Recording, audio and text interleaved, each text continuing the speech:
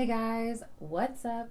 Welcome or welcome back to my channel, Naturally Sade. Today's video is gonna be about hair growth. I've gotten a couple of comments and questions asking if I can show you guys a video on what I do to grow my hair. I actually hadn't realized how much my hair has grown in the years. I think I was looking back at some pictures and just saw how short my hair was, and I was just like, wow, like I couldn't believe it. So I'll insert a picture somewhere over here. But my hair has grown a lot in the past couple of years that I've actually been taking care of it. Why not share that wealth of knowledge with you all? First and foremost, my number one tip would be to avoid heat at all costs. No, really, avoid it. Especially if you're like me and you dye your hair any kind of color, you're already weakening your hair strands. So it's better for you to just avoid it. No blowing your hair. No air blowing. Oh my gosh, what is wrong with me? No hair drying. No blow drying. There we go, I got it. No blow drying your hair. No straightening your hair. No curling your hair with the curling wand or whatever. Just avoid it at all costs. And if you're somebody who really enjoys straightening their hair and you don't want to not straighten your hair, then what I would recommend is try not doing it so frequently. Maybe once or twice a year. And when you do straighten it, try to make it last long so that way you're not constantly straightening it while it's straight. So say you have your hair straight, make sure that you're wrapping it up at night so that way it stays straight and you don't have to continue to apply heat to it. It'll just be that one time that you've applied the heat. The second biggest tip I would give is making sure that your scalp is clean.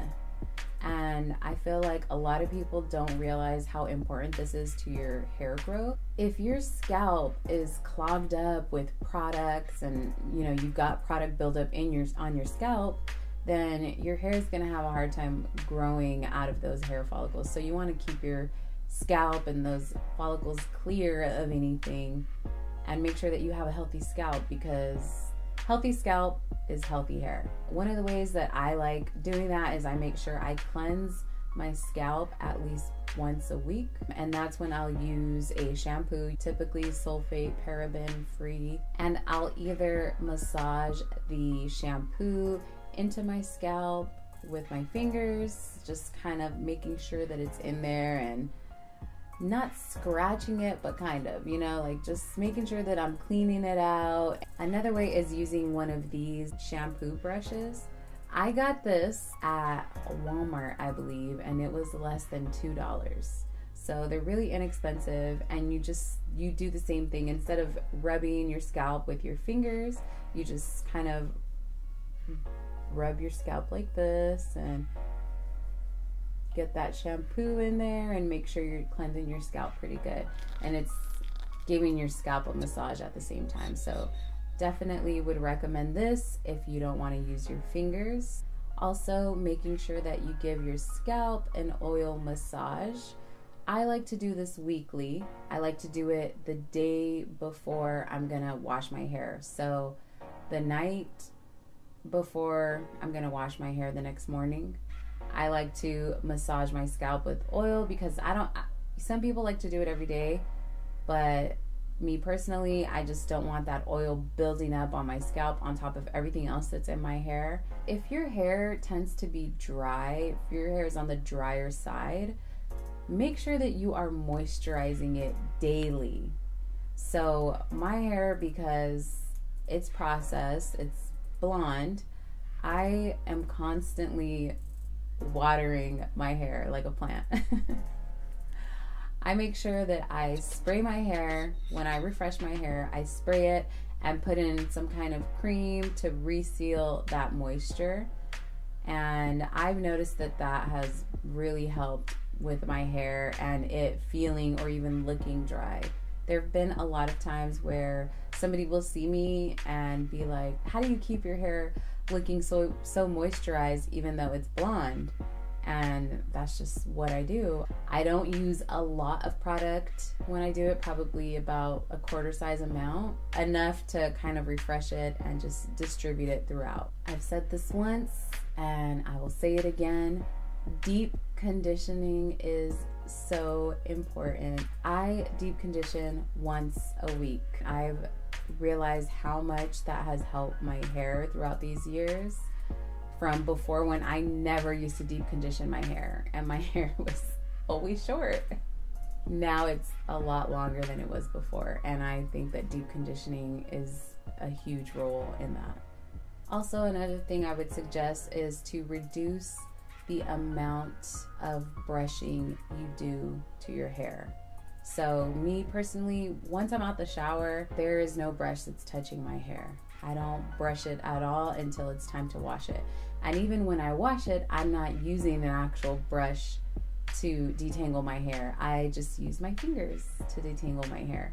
Finger detangling your hair will work wonders as opposed to brushing it out, and it's so rough on your hair and you're gonna lose more hair brushing it than finger detangling. So finger detangling will help you avoid breakage and, you know, just be gentle with your hair. Take the time, be patient in the shower when you're detangling it, because that is gonna really help you in the long run. I am guilty of not getting regular trims. I wanna say the last time I trimmed my hair was probably a year ago, and maybe some months.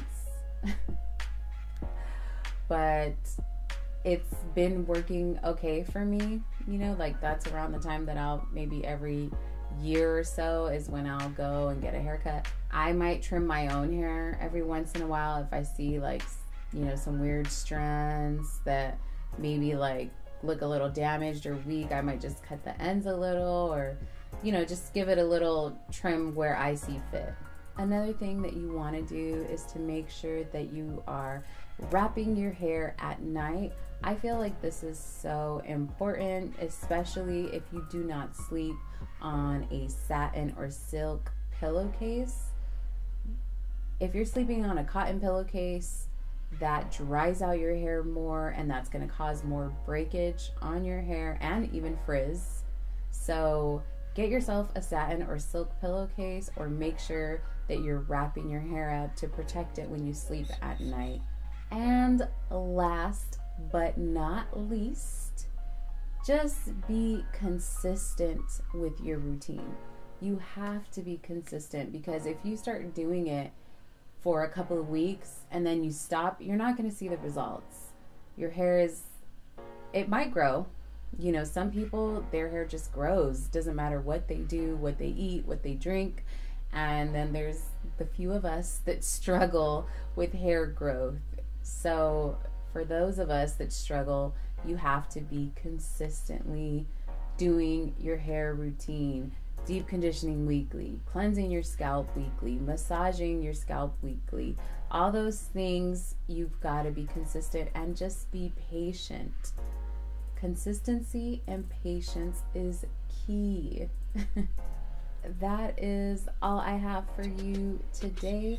I really hope that this video was helpful for you. Hopefully you got some tips out of this that you have not heard or tried yet.